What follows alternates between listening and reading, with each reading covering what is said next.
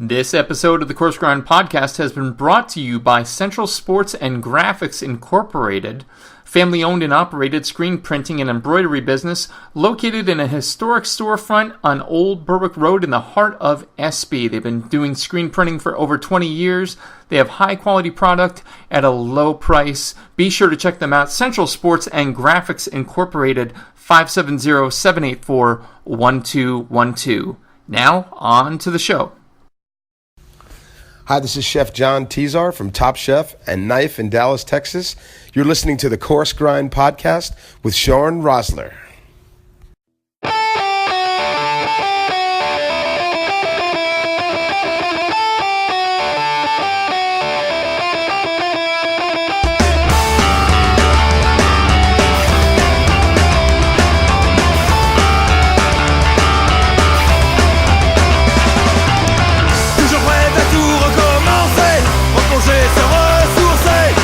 Ladies and gentlemen, welcome back. With you this evening, as always, host, creator, Shawn Rosler. How is everyone doing this evening? Episode 84. Who'd have thunk it? It's kind of like making it to your 84th year. I hope to do that. Maybe a couple more. Who can really be sure?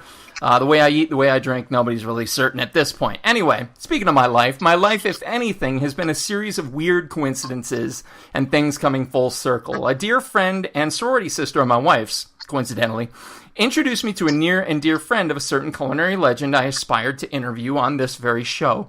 Just as it was taking off, and we connect again just as news of his passing hit, only to end up creating some of the best episodes in the show's 5-year history together.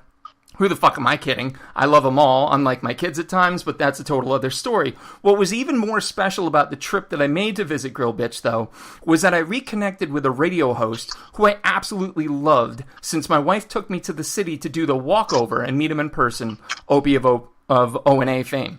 Anyway, during the drive up, I listened to and nearly died from laughter one of his cohorts in particular, Epicurean, Carnivore, and tonight's guest, though he could probably use a little work on his navigation of stairs. Tonight's guest is a food writer, photographer, TV presenter, and an expert and thought leader on meat eating. He's an advocate for dry-aged steaks, fresh beef hamburgers, real wood smoked barbecue, heritage beef farming, and eating nose to tail. He has over a decade of experience in the food space with over 1,000 published articles and many hours of video content online. His career began as a hobby, I can totally relate, when he published Beef Aficionado, one of the pioneering food blogs back in 2006. He's been the creative director for celebrity butcher Pat LaFrieda's Big App for Meat, an editorial photographer with credits from the likes of, are you ready for this? Eater.com, Serious Eats, Zagat, Grub Street, Time, Newsweek, New York Times, New York Post, AM New York, and Wine Spectator, just to name a few. He worked at Eater New York as senior editor, restaurant editor, and began hosting the meat show for Eater Video, which garnered him millions of views as well as New York Emmy nominations in both 2016 and 17. On top of piquing my interest on the Opie Radio Podcast, our guest has begun production on a new video show called Meat Life, launching this fall. I've already subscribed, and I've clearly already done my homework, and I'm already looking forward to it, just as I'm looking forward to talking with the man himself. So let's cut the fanboy bullshit and get right down to it, ladies and gentlemen, and everyone in between. Our guest this evening, the host of Meat Life and professional carnivore extraordinaire, Nick Solaris. Nick, how you doing, buddy? I'm very well. Thank you so much for having me, and thank you for that very illustrious introduction. I hope I can live up to it. You got it. You have already done so. People, if you haven't already seen it, the promo alone has me geared up beyond words. And I mean, I get excited about food stuff left, right, and sideways. I get it. That's my niche. But when I saw this promo, Nick, I went through the fact that tofu was deemed a swear word. You had me at hello. I'm not going to lie. That was brilliant. That was brilliant, sir. So, again, welcome to the show. Thank you so much for taking the time. Those of you new to the show, those of you who've listened to every episode and have shitty short-term memories, like myself, starters, mains, and afters. Starters, where they come from, mains, where they're at, and afters, a little bit more irreverent, a little bit more off the cuff, but no one's been injured in 83 episodes. I don't see that happening tonight. So, without further ado, Nick Solaris, talk to me about where and what you grew up eating. So, I grew up in the United Kingdom, which is probably not the best foundation if you want to talk about Michelin-starred food and all those kind of things. But it did give me a very good, like, beige layer. It's like I grew up with this canvas of, like, blandness. That's not actually true because my family is Argentinian with a lot of Italian influence. We traveled extensively through Europe when I was a kid. We would like every good middle class family. We would holiday in Italy.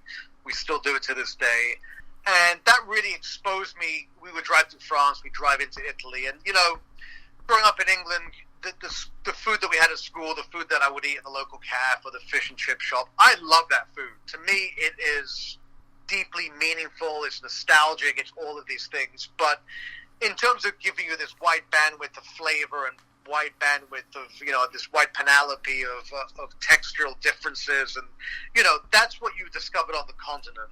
And definitely going through France and going into Italy is sort of eye-opening if you've grown up with this look, it's the same thing if you grew up in a place like New England or the Midwest that has very staid but also food that is sort of dynamically sort of restricted. Yeah. Absolutely. If you ever want to have a throwback to that kind of culinary upbringing, please visit Northeast Pennsylvania, where I grew up. It's all too familiar. Yeah, and it's not that there's anything. I mean, those foods, I love those foods. Believe me, and those are to me comfort foods, like a full English breakfast, fish and chips, steak and kidney pie, steak and kidney pudding. Those are comfort foods to me. But at the same time, I recognize that what a real chef can do with and those are foods like the hamburger and like the hot dog and like barbecue to a degree that are not the result of a chef. They're the result of an inertia that is different. It's a cultural, it's an industrial, it's all of these other things that need to be satisfied. Yeah. We live in a golden age of food because we live in the age of food as pure fantasy and pure sport, and pure hobby. It's pure luxury to an extent. It's got to be the end of civilization. Anytime people have been this obsessed with food, it was like Rome right at the peak of descent, right? Or like Henry VIII right before he died. Hashtag Nick Solaris predicts the end times. Okay, got it. Go. Right. Well, listen, you might as well eat all the foie gras you can because it's the end of the foie gras. That's right. Pretty soon we're going to be sourcing a new foie gras from crickets or some shit like that. There's probably some Silicon Valley startup. Exactly. From used iPhones. So obviously, safe to say you weren't a picky eater growing up. You were exploratory. I wasn't a picky. Well, I don't eat tomatoes. That's pretty picky. I hate raw tomatoes. Really? I always have. I try to eat them all the time. The Jeffrey Steingarten, the venerable food writer. Yes. Once talked about how if you eat something 10 times, you'll get to like it. And I think when he started writing about food, there was something he didn't like, and he ate it every day for 10 days, and ended up. I've tried that. It just doesn't work for tomatoes. Doesn't work. Wow. Is it the texture? Is it the flavor? I think it is. It is the texture. I think it is that. It's that mushy, pulpy sort of balance with that slight acidity, with that sort of incongruent sweetness. I don't know. I just don't like tomatoes. I've tried. I like them cooked. They're fine cooked. Yeah. I mean, I'd rather have a steak, but. Sure. See, I like them, but you're actually enticing me to hate them all of a sudden. That's... Well, don't take my prejudices. That's you need to develop your own prejudices. But fair enough. My friend Josh Azersky, the dearly departed food writer, yes, and just dear friend of mine, said you're allowed to hate one thing. So my one thing is tomatoes. Of course, he had about 10 things he hated. But yeah, but he came up with Josh. The idea, so he can have 10. He's safe. Right. He's safe. But in any case, what I discovered in food very early on, because I started working when I was fairly young, like 14, and I ended up leaving home when I was 16, and food ended up being the sort of that and clothing and record collection were the first signs of like self-determination. So I could actually choose what I ate, and that sort of became. Look, that's even now I still fret about every meal. Because to me, every meal is an opportunity for greatness. Oh, and wow! I just never look at food as perfunctory, as filling up my car with petrol. Oh, I love it. To me, every meal is important. I love that. That's probably why I don't eat a lot of healthy meals. Well, exactly. But I think you strike on something very important there, and it's been cornerstone. I'm coming up on year 5 of doing this, and the folks who I've been fortunate enough to talk to, present company certainly included, who choose this as a profession, however they've chosen to do so, all tend to rally around that flag that, it's not just this point A to point B. I consume, therefore I live. It goes beyond that. It goes into almost what you were talking about before, it being art, it being luxury, it being, almost theater on the tongue. Well, here's the thing about food. Food is the only hobby pursuit that is fully encompassing of every sense, right? You go to a concert, you watch a band, you're hearing it, of course, you feel that bass, right? Mm-hmm. But you're not tasting the band. I mean, maybe you are. Yeah. Depends on what you took before the show, Nick. You read a poem, it evokes a lot of emotion in you, but it's not stimulating every sense. When you eat something, literally every sense is engaged. That's fair. Taste. That's right. Smell, texture, feel, sight, all of those things. It's like the LSD of cultural pursuit, because literally it's engaging every sense. And there's something. The other thing about food is that it's truly universal. Like, not everyone listens to music, as perplexing as that may be to the people that actually listen to music, but not everyone reads. Right. Not everyone goes to the theater, but everyone eats. So there is at least a base point of reference that you have as a food writer, as a food raconteur, as somebody that is interested in food in a cultural sense. Yeah. No, absolutely, absolutely. And that kind of eases into my next question, which, tends to, again, stemming back to the childhood. Obviously when we think back, here's yet another instance of how it truly does evoke all the senses. There are certain meals or dishes or items that is just evoke that almost like heartbreak, that first love heartbreak when you realize maybe you haven't had it in a while. What are those dishes for you, Nick? Well, definitely the prime rib at Smith & Wollensky is, to me, it's like the most seminal dish in my existence. And it's the one dish that I've been eating probably since the 80s. Wow. It's the best thing I've ever eaten. Still is. And, I'm a big beef guy. I like steaks, and beef is really my favorite thing to eat. That dish is the most profound and evocative dish in my life. And it really, my whole career has been based on trying to find something better than that dish. Uh-huh. And I haven't found it yet. I probably won't find it. And I'm probably wired not to find it. But that doesn't mean that I'm going to stop looking for it. Sure. What is it specifically about it that takes you there? It's just a piece of meat that is cooked so perfectly every time I eat it. It's a 21-day dry age USDA prime piece of beef, aged in-house, then slow roasted for about 4 or 5 hours with the entire rib section intact.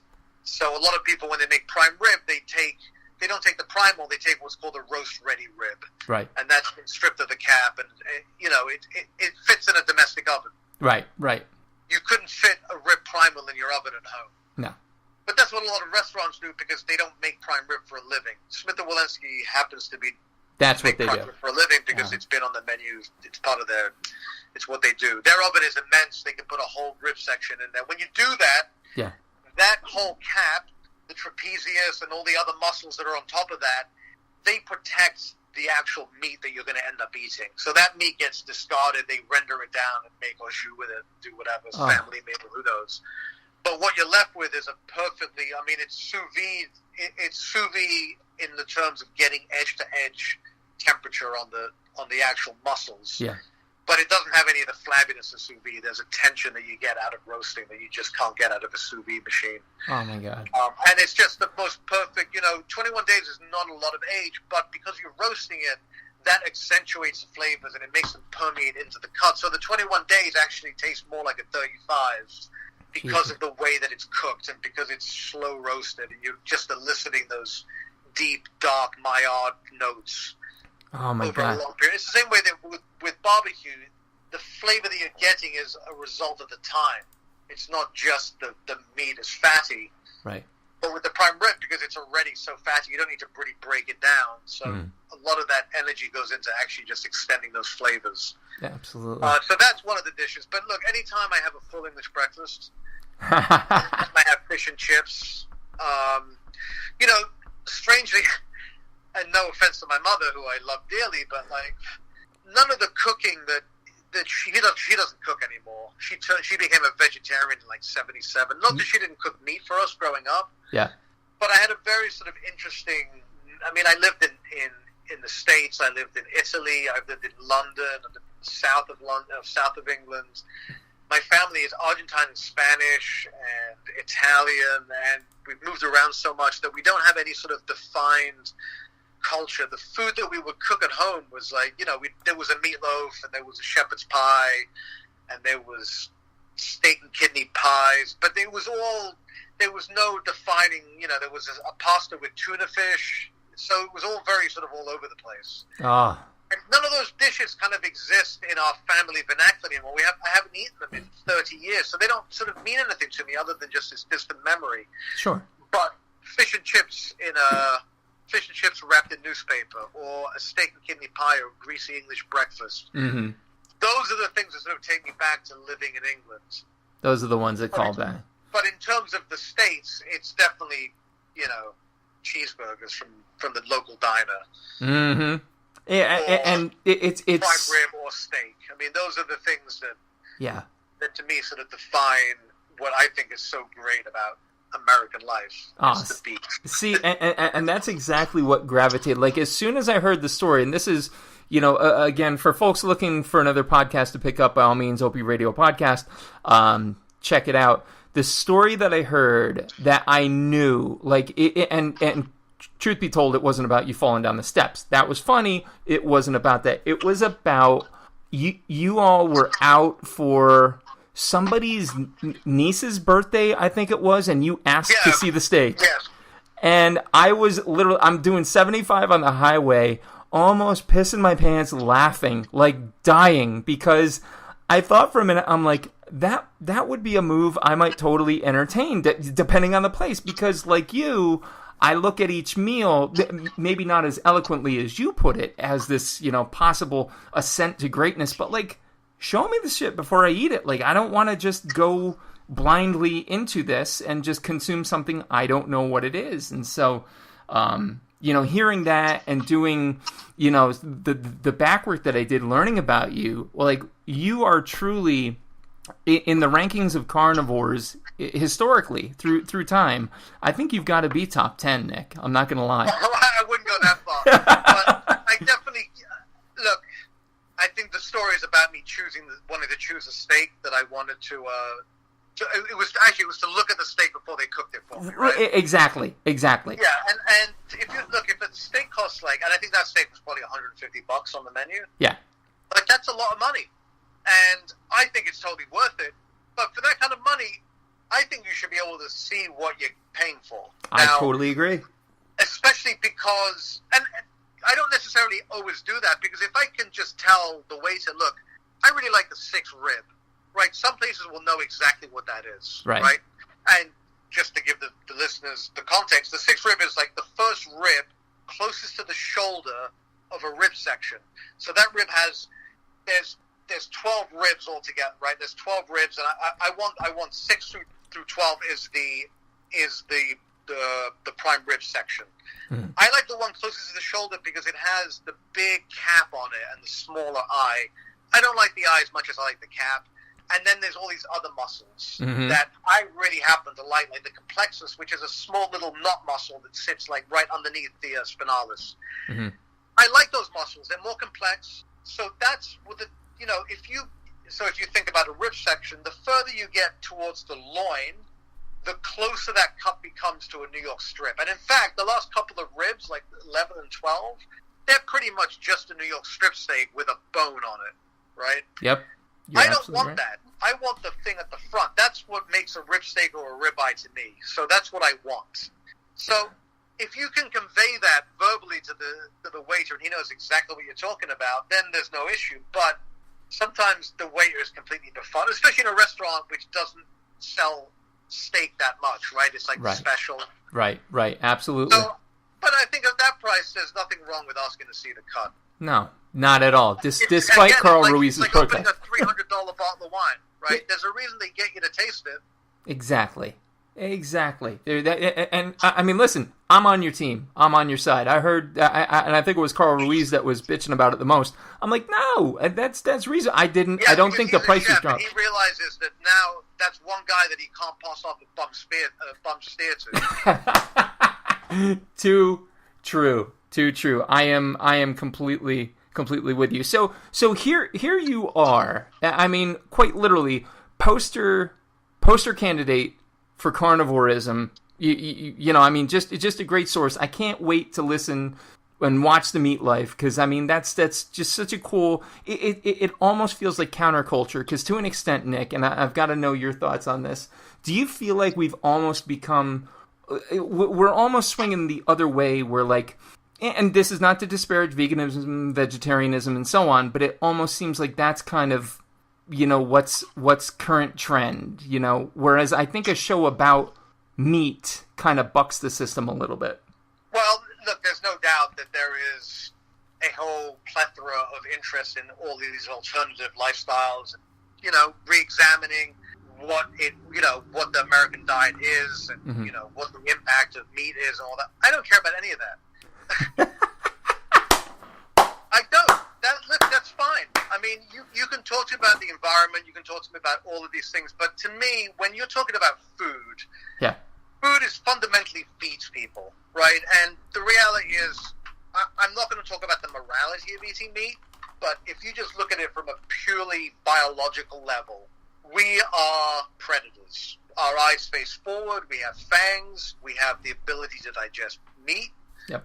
We're not cattle. Our eyes aren't on the side of our heads looking around to see what's eating, right? Our eyes are facing forward. We don't actually care what's around us because we know that we're apex predators. Right. And personally, and this is totally personally, I don't feel sated. I don't feel like I've eaten if I don't have meat in a meal. Like, yeah, I could eat a pasta dish with, you know, and have some bread and a salad and, you know, some gelato and an espresso, but I still feel like, I mean, that was delicious, but I feel like I didn't really eat a meal, right? Like, yeah. I'm just so predisposed to eat protein, and specifically land-based protein, because fish is lovely and all, and I like fish and chips and stuff, but it just doesn't do it for me. Like, there's something about eating meat that, to me, is just, I deeply connect with it. Now, maybe that, look, I grew up in England, I'm of Argentine descent, like, those are two of the strongest beef cultures out there, so maybe that has something to do with it. Maybe it's, you know, it's ethnic, maybe it's cultural, whatever it is. I can't deny my biology, you know, I feel this, I gravitate towards meat, and it's also that there's something about the places that serve meat that, to me, resound culturally, whether it's a steakhouse or a local hamburger joint or a barbecue restaurant. Like, everything I just mentioned, those are places that, like, on some level or another, people go there to be joyous and to celebrate. And a lot of these, I mean, the steakhouse, the barbecue joint, those came out of not restaurant culture. They came out of feasts, celebrations. You know, the original American barbecues, when you're talking about, especially the Carolina style, when you talk about whole hog cooking and ribs, those were slaves that on special occasions were given whole hogs and given scraps of pork to cook. And the way they did it is they cooked it outdoors over coals. That eventually became what Southern barbecue is now. Yep. Same with a steakhouse. The steakhouse was largely based on, not wholly, because there's another genre of steakhouse, which is a luxury restaurant that the Monaco's was really the genesis of. But the steakhouse dinners that were fraternal organizations putting on these events for men where they would just sit there for 8 or 9 hours and just pound beer and beef, and that was it. That became the steakhouse. So the origins of a lot of the food that we have is actually celebratory. Mm-hmm. And, you know, so when I eat meat, it's always a celebratory thing. And there's also the notion that you have culled a life for that. And that does, you know, that is something that is not insignificant. My God. So anyway, Yeah. you know, I don't know that we're bucking the system. I think we're just upholding a normal tradition. Yeah. You know, and I'm not putting any sort of cultural context on that. I'm not saying that, you know, it's right or wrong. I'm just saying that, look, this is who we are biologically. This is who we are culturally. Meat is a big part of the culture I live in, but also all the cultures that I visit. And I go to Japan, I travel around Europe, and I'm going to South America this month. You know, I think that meat eating is part of who we are as humans. 1,000%. 1,000%. And again, like you said, and I've made it a point. I've actually had a vegan baker on back when I was in single digit episodes, and she was amazing. And you know, I had a lot of cool things to say. But I keep going back to that tradition. I think you hit the nail on the head right there. I mean, traditionally, that's who we are. The evolution stuff, the canines, the eyes not on the side of our heads, completely changed my perception of it and only solidified my viewpoint even more. So thank you for that. So again, you have this absolutely stunning wealth of knowledge now and a clear, successful career in, you know, carnivore, meat-based writing and all this stuff. But take me back to who it was that made you realize this could be more than just a hobby.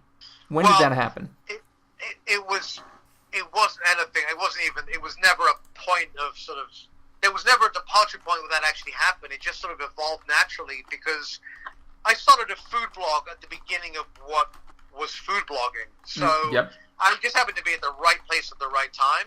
And then happened to work for really the two, I think, the most influential and significant food blogs, which was Serious Eats for 7 years and then Eater for about 4 years. And basically what both of those websites did is they were the first purely digital food publications. You know, we have Grub Street and the New York Times food section and all of these other things, but they were always adjuncts to a print magazine or a print newspaper. And Serious Eats and Eater were really unique in the sense that they were food publications. We had the whole message system, you know, we had all the message boards before that with chow hounds and all of those things. Right. But once Serious Eats came out and once Eater came out, like that was a different thing. And I just happened to have been there during that time. I mean, it was like being in a punk band in 77. Like, you know, even if you weren't that good, you probably got a record contract. Exactly. Oh, that's incredible. That's incredible. So, yeah, and honestly, I'm old enough, though I won't admit on air how old, that I remember that time. I remember the emergence of not just the blog, but the actual, like, functional blog. I think there was a time where it was kind of fluid as far as purpose was concerned, as far as blogs went. It was pretty much just but right. I think the big thing that really helped was when Blogger software came out in around 2005. Yes. That made it immediately easy to publish a blog because before that you needed to like learn WordPress or you needed to learn some kind of programming or some coding. Yep. And once it just became as easy as filling out an online form and hitting print or publish, that's what really opened it up. Now, this, of course, was a time before Twitter, before Instagram, before Facebook. So having an online blog, my blog was Beef Aficionado, and it was, you know, I used to publish it. I was fairly prolific until I got hired by Serious Eats. And once somebody starts paying you, you tend to not do the same thing for free. Right. So, I mean, my career is now, you know, obviously, it was never a plan to become a food writer. It just sort of happened that way. I eventually I was a Serious Eats. I was writing for the local New York newspaper called AM New York, which is a commuter newspaper, so I was doing food content for them. And then I got hired as senior editor at Eater, and then I became restaurant editor eventually. But during that time, I actually got into video, and that's really what I'm doing now, because video is, you just reach so many more people. Absolutely. I love writing, but it's literally the least I think it's the most profound thing I do is writing, and it's certainly the hardest thing I do. But it's kind of the thing that if you work out how much time you put into it, it's the thing you get paid the least for. Absolutely. The easiest thing I do is a video, and that's what actually got me. That sort of put me over the top in terms of like people recognizing me and like becoming what I hate the term, but you know, you become a brand or whatever. You become a recognizable figure on some level. No, totally. You know, a food writer doesn't just get that. You need video. And so I did the show called The Meat Show for Eater for 2.5 years. Mm-hmm. We've done, it's done like 80 million views across like social media. It's amazing. I'm still blown away by it. So that has led me to actually into the next phase of my career, which is my own company, which is called Meat Life. And it's basically a show in the same way that the Meat Show was. Mm-hmm. Similar format, but we're also an events company, and what we're really doing is we're going to be putting on a lot of live events, dinners, food festivals, hamburger festivals, hot dog tastings, dry age experiments. So we're partnering with beverage and liquor companies, with beef companies, with butchers, and we're going to be basically a lot of what you're going to see on the show, you're going to be able to show up at an event and try. I love it. And so it's really closing the loop that a lot of the stuff that, that I get to enjoy on my shows is sort of unique stuff, like 400-day dry aged beef. You can't get that anywhere. Right.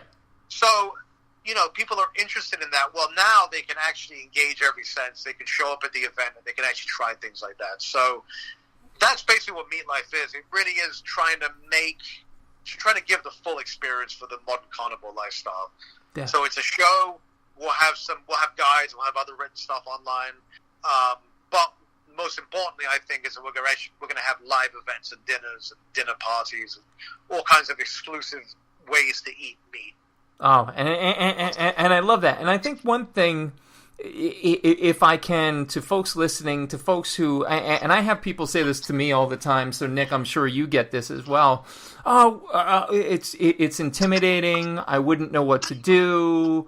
Some other line like that, basically implying some kind of ignorance to what they perceive to be this prescribed decorum that they should have when they go to such an event like that. You've got to go to them to understand them. Like, if you're interested, please, like, go, try, do, sample. I think there's nothing. Yeah, that's the thing. It's like first of all, there's no formula. Every event is different. Because it's dependent. When you go there, you implicitly influence the event, right? Everyone who goes there has their own influence on it. So you need those people. You need everyone to go to sort of give this breadth of experience. And then for you, it's like anything else. You're never going to know what something tastes like until you put it in your mouth and try it. Right? Exactly. And some of the greatest experiences of mine have been like preceded by trepidation. Yep. You almost need that trepidation. It was like, like walking into that, like trying that steak, walking into that fancy restaurant for the first time, whatever it is. Yep. Those are the events that will eventually, they'll have more resonance in your life because they have this, this profundity associated with them. No question. And truthfully, one of the greatest, I went to school to be an English teacher. I've been a teacher my whole life, but I never actually got into the whole teaching gig. But teaching's always been a cornerstone to me. One of the greatest pleasures, as I'm sure it is with you, is to watch somebody else experience that and realize that. Like, to try something. Because not only are they, it's twofold, right? It is that you're kind of living vicariously through them, pun intended, when they're eating that hamburger or that steak for the first time. But it's also that you're making when they enjoy it, that validates your connection with that piece, with that object, whatever that food is. So I think it's like teaching is a tremendously rewarding thing. Yep. And I think that that it's the same with guiding people to new dining experiences. It ultimately rewards you as much as it does them. No question. No question at all. The same, teaching and cooking, whole lot of work, and it can feel like a little bit of yield until you have that moment where you see that light turn on. Yes, exactly. And, especially for chefs, I cook as little as possible. But, that's ultimately what they want, is they want to please you. And that's what people who put on events, they want to make you happy. Like, then show up, because it's the hospitality industry. Like, they're there to serve you. If I have an event, I want to make you happy.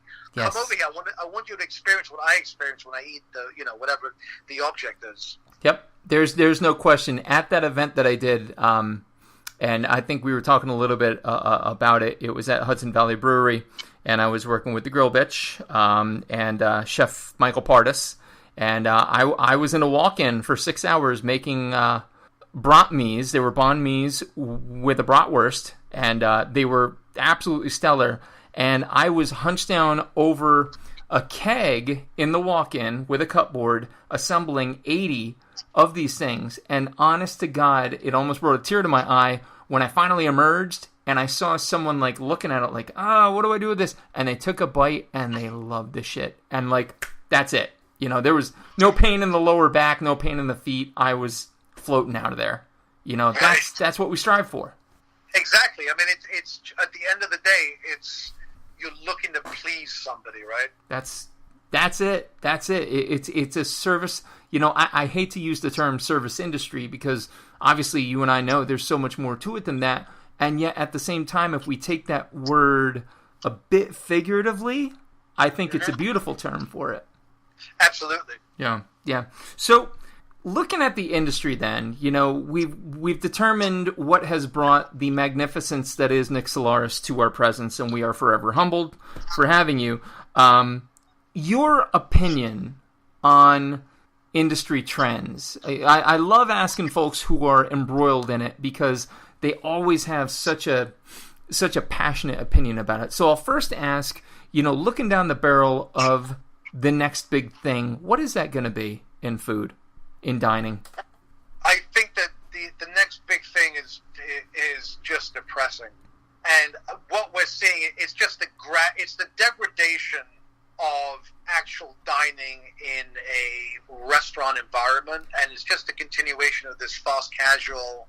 I'm not singling out Chipotle, but they are kind of the poster childs for that model, right? It's not quite fast food, and it has the trappings of something more elevated and considered, but ultimately you're roboticizing the whole process. And I kind of think that unfortunately is where we're going there. And there's also a degradation of the idea of a formalized service, of the dining room being this sort of hallowed place. So the loss of I love pulling up to a barbecue joint in a Ramones shirt and eating brisket with my hands. Yeah. But you know what? If I'm spending a wad of cash on a fine dry steak and an expensive Pinot Noir from Oregon or a Cabernet from California, like I want that environment. Like I'm going to wear a suit for that, and everyone else in that dining room is kind of providing the wallpaper for my experience, and vice versa. I'm the wallpaper for their experience. Right. If you've got somebody sitting there in Bermuda shorts and a Jets shirt and a baseball hat, like that kind of takes me out of the experience a little bit. That's not a luxury experience anymore, even though I'm eating a fantastic piece of meat. Yeah. So I think we've lost a bit of that. You know, I love informality. I love punk rock. I love all of those things. At the same time, there's certain events that should have more resonance than just pulling up to a rib joint and having some baby bags. So, I think that the sort of trends that I do see are those. I mean, it's really a decline in... Look, and it's not that we haven't... The fact is we're eating better now than anyone's ever eaten in the world. No question. If ever. Sure, Brussels sprouts probably tasted more natural in the 12th century because there weren't all these pesticides, and they were only eaten for that 3 or 4 weeks in the spring or whatever. But, we have such a wealth of ingredients from all over the world. We can, we understand seasonality as we never have before. We can replicate it. We can cheat it. We are at the apex of dining in terms of what we have to eat. But in terms of the actual pomp and circumstance and the joy of service and of hospitality, I don't think we're in the golden era of that. I think that was back, the last 100 years. You had much better dining experiences in the dining room. Absolutely. Dover Sole, prepared tableside. Where does that happen anymore? But the fact that people dressed up to go to eat, I think, makes a difference. Agree 1,000%. And it's so funny, Nick, to hear you answer this question from your perspective, whereas I have heard a handful of executive chefs or what have you in recent episode history say, well, we're going to get away from fine dining. The way they worded it was so telling. Like, it's almost easing up maybe a pressure on them, and yet here's you and I going, yeah, but what about the shirt and tie? What about the experience? Yeah. I mean, look, fine dining is, and fine dining is not actually my favorite thing. I like the steakhouse. I like the really elevated West Village, Chop House. You know, they sort of occupy. They cost as much as fine dining, but there's a level of casualness, just a smidgen below the fine dining. But I still want those places where you go, you know, once a month or once a year, where it is formal, where people are wearing suits, where it is like you put on your best clothes to go here because it's a special occasion.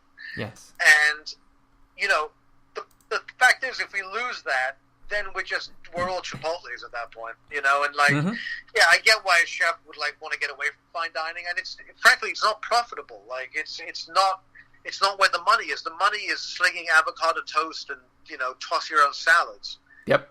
But that's, you know, that shouldn't be the only impetus for doing things. Absolutely. There's no question. Like I said, it's so telling because as I'm hearing this, and like you know, I'm not looking to suit and tie it up every week, every day. I too, you know, I like the steakhouse. I like the informal. I like it all. And yet I feel like there is a place for that, and I hope it doesn't go by the wayside. But from the way you frame it, it doesn't look good for fine dining, Nick. No, it doesn't. And then, especially in New York, which if you look at New York as this sort of microcosm, it does radiate out. The things that we're eating here hit like trendier restaurants in other towns in a few months, and then eventually menus across America will have things like sriracha and, you know, avocado toast and things like that, you know, permeate. And the fact is, like, having those fine dining restaurants, those things trickle down in the same way that what you see on the runway in Milan and Paris eventually ends up on Main Street, USA. Yep. If you don't have those fine dining restaurants anymore, like, where is the intellectual mindshare going into producing food?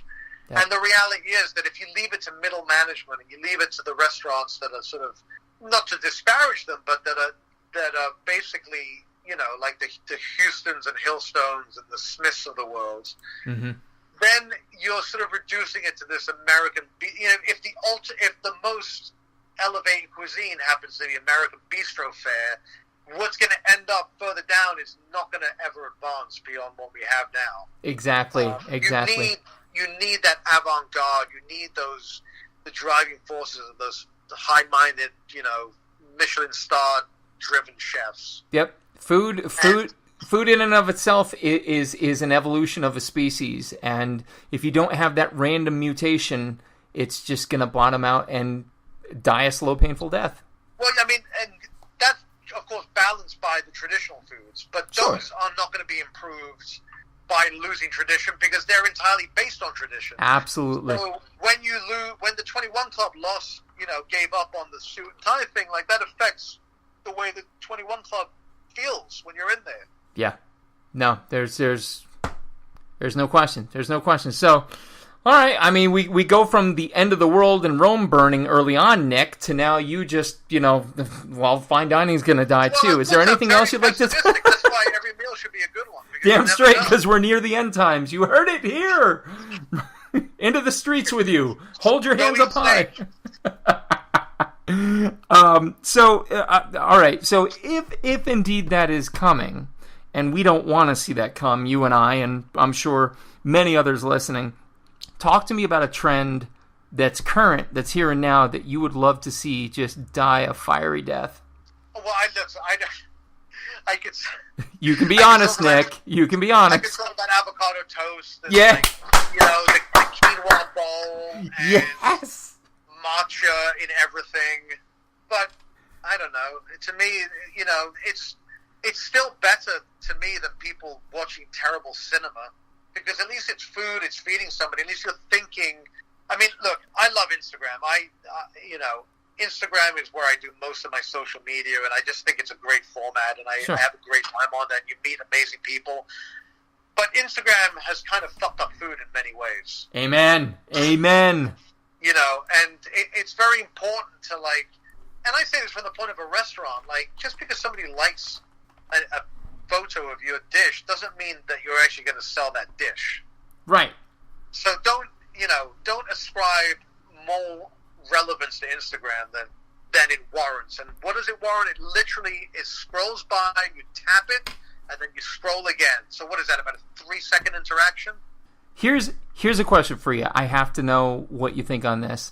Instagram versus Yelp. Is Instagram slowly becoming as dangerous to food as Yelp was? I mean, I don't know that Yelp was necessarily dangerous to food. Mm-hmm. I don't use Yelp. I've never used Yelp. Me neither. I'm with you. But I don't fundamentally. I don't think there's anything wrong with a platform that is that democratic. It's just, and the same thing with Instagram. It's an inherently democratic platform. Everybody has, if not an equal opinion, at least an equal shot at giving their opinion, right? Because True. Your followers and if people read your reviews on Yelp or whatever it might be. I think where Yelp got into trouble in terms of being something that you could rely on to be completely independent and not arbitrary and not influenced anyway was when they started, when they strike deals with restaurants where they can suppress some of their negative ads if they pay a certain amount of money. Like, at that point, they've gamed the system, but that's not the fault of Yelpers, right? That's not anything that the user base did. No, that's true. That's true. But like anything else, I look at Yelp almost like I look at the free market. Like, what's the most popular hamburger in America? I don't know. Maybe it's something from McDonald's or Wendy's or Burger King, right? But it's not any burger I would want to eat. So, like, a Yelp review is just the base aggregate of everything, and you end up with banality. I mean, if you look at what the best restaurant in Yelp is, I guarantee you the best restaurant in Yelp doesn't have any Michelin stars. Oh, yeah, no question. So it's not as if Yelp is somehow the benchmark. Yeah, and it's almost that it's. I think it's good for filtering out something that you definitely don't want to go to because 30 people have been poisoned at it, right? Because Yelp can reveal that. That's fair. But Yelp is not going to give you the most exalted and the best expression of something. Sure. No, I get that. Because Yelpers are like the general public, even though there might be some really smart people on Yelp. The fact is, you have to judge Yelp by its entire base, and its entire base is not that concerned with food. Fair enough. There you go. As of episode 84, Nick Solaris has, I wouldn't say swayed my opinion of Yelp completely, but certainly nudged it in a different direction. Well done, sir. I appreciate that. Well played indeed. So, looking at what's next then for you, Meatlife this fall, do we have a launch date for episode 1? Not yet, but I'm hoping it's going to be around the 28th or the 29th, but I will have to get back to you on that. All right, awesome. We'll be sure to be keeping that in our ears. So, obviously that's the next thing. And then from Meatlife, where does it go from there? Where do you see Meatlife going? Where do you see beyond that? I hope that I don't have to. Meatlife is my own company, so I hope that this is the last job I have. Nice. And I hope that I live a long time. With that said. Me too, Nick. Me too. Let's hope this Meatlife is long. Look, what I really see it being is something that almost a completion of what my career has been, and sort of bringing it full circle. Where I really want. I think there's so much about what I describe can serve as context to the actual experience of eating it, rather than being the full thing. Right, so you just watch my show, you're like, wow, this guy ate 408 dried prime rib. That's amazing. Right. But I want you to eat that with me, and I'm going to talk to you about it, and I'm going to get your opinion about it. So you're going to watch the videos, and a lot of the videos are going to lead into the event. So if we're doing an event about dry aged beef, we're going to show you the beef going on the shelf, and I'm with the butcher, and we're going to be like, this is a steak you're going to eat in 6 weeks or in 8 weeks or whenever it is. And then maybe we'll put a camera on that piece of beef and you can watch it desiccate for the next month or so.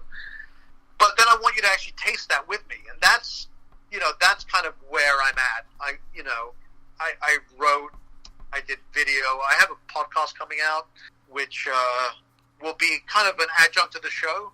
Oh, nice. And a lot of the show will, because I interview chefs, there's so many good things that we talk about that don't necessarily fit the format of a 5-minute video, but it could be a good half-hour podcast. Exactly. And I don't have to explain to you the power of podcasts. I mean, it's a form of engagement. I think radio, podcasting, that is the most intellectual, because you are literally in somebody's head. There's no visual stimulus. There's no flashing lights. There's no music. It's just about the spoken word and the human idea.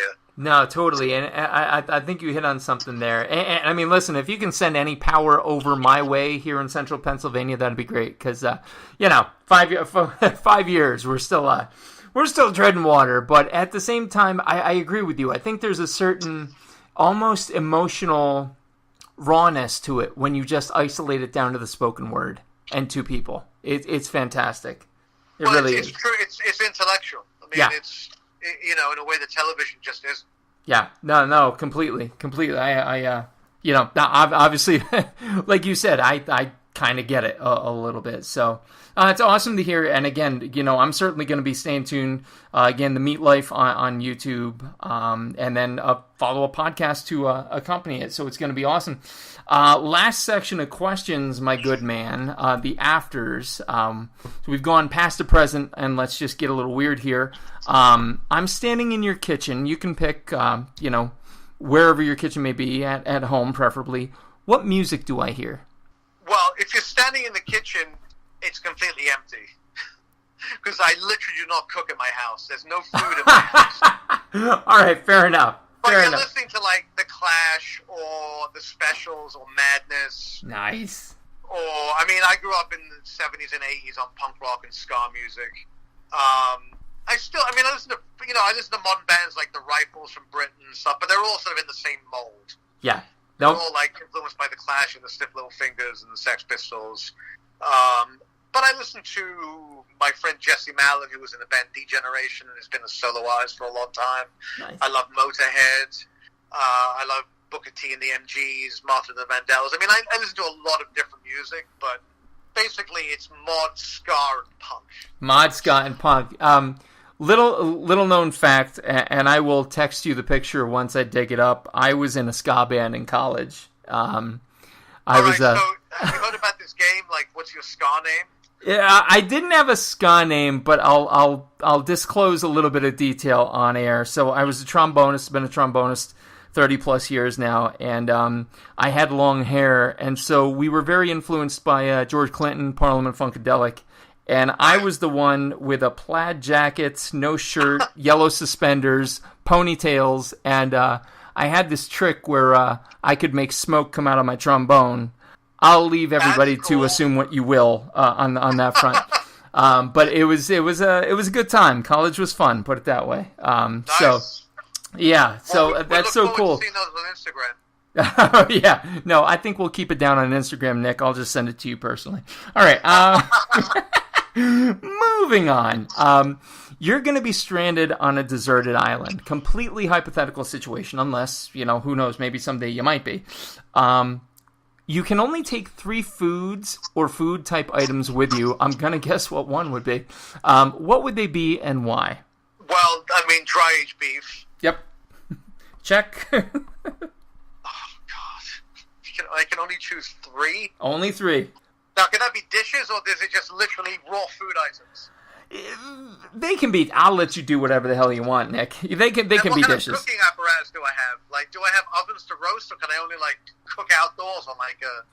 God, he's getting needy over here. All right. A lot of qualifications, I know, but that's true. Desert island forever. I need to know these things. All right, fair enough. You do have to cook it outdoors. Let's put that limitation on you. Okay, so then that makes it easier. Then I would go definitely with dry aged rib steaks. Nice.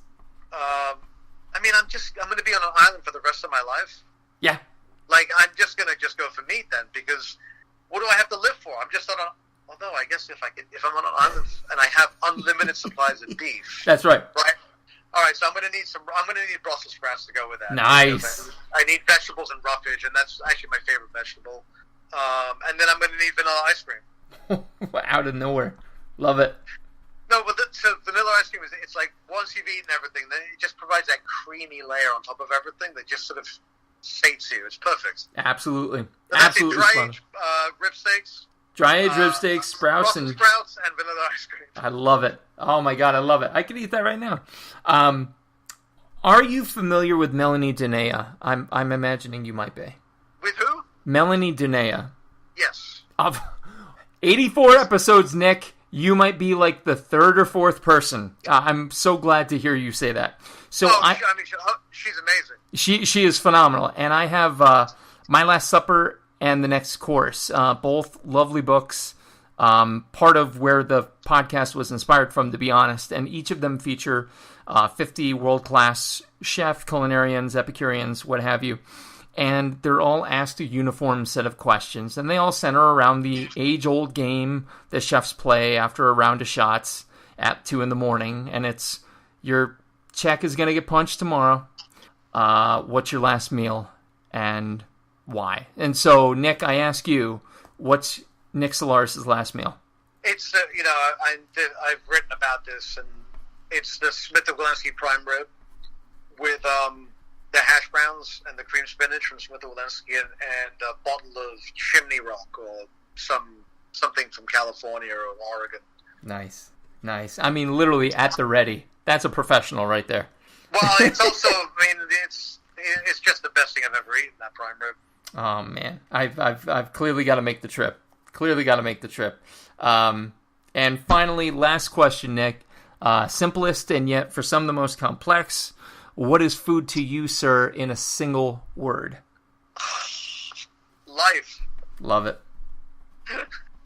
Because really, what else could it be? And especially your answers have been very refreshing from a non-chef standpoint. So many times you hear from, the hands that make it, but to hear from a fellow diner like myself, it's really lent itself to that. That's a brilliant, simple yet beautiful answer.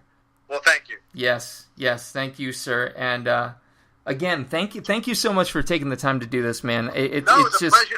Listen, the pleasure was all mine. If they've made it this far, they should wake up now because they got to get on with their lives. Yeah, exactly. If you listen, wake up! Come on, you gotta wake up. You're driving a car. You fell asleep. But again, seriously, just such a fun way to discover such an awesome career, and I will certainly be tuning in to The Meat Life on YouTube, to The Meat Life Podcast. If you're not following him already, folks, get up off your asses and do it, please. On Instagram, he is at Nick Solaris, all one word. On Twitter, at Nick_Solaris. And that's right. Again, just be paying attention, because I think The Meat Life is going to be something absolutely spectacular. And I, for one, hope to make it to at least one of your events, sir. I'd be honored to make it up there. Well, we'd love to have you. Awesome. And all of the listeners out there. Awesome. You heard it here, folks. Tune in, The Meat Life. Be sure to be plugged into that. It's going to be awesome. So stay tuned to that. Again, Nick Solaris, thank you so much. This has been episode 84 of the Coarse Grind Podcast. With you this evening, again, our wonderful, wonderful guest, Nick Solaris. Our producer, as always, has been the lovely, voluptuous Johnny Leland Robinson, a.k.a. the Reverend Johnny Lamoria. Be sure to check out all his steampunk happenings in Honesdale, Pennsylvania. And our next episode will be number 85, Something Rotten This Way Comes. Stay tuned.